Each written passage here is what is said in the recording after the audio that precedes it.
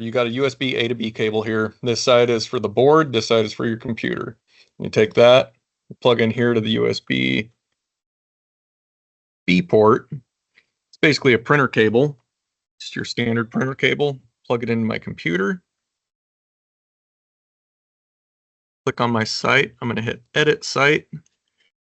Down here under Direct RS-232 USB Bluetooth, you got to make sure you have the right COM port selected. In my computer's case, this is COM3. I'll hit OK. So I'm just adding another connection type.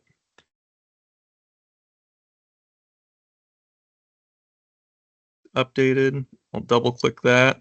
From here, I've got RS-232 as a selection. So I'm going to select that because I want to go direct. I'll hit connect. We'll go through the process of connecting.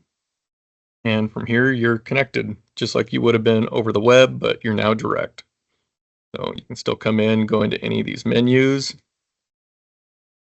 and do what you need to do. I'm just going to hit disconnect.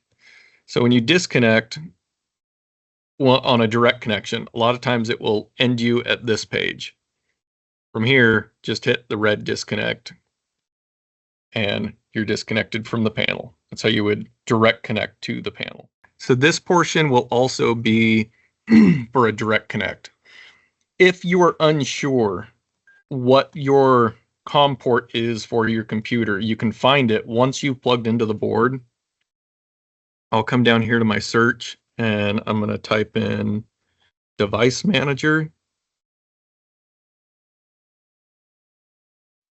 I know. And you want to find where it says ports COM and LPT. So if I drop that down, it'll tell me Orenco USB serial port is COM3. So I know the board, what the port that I would need to communicate is on COM3.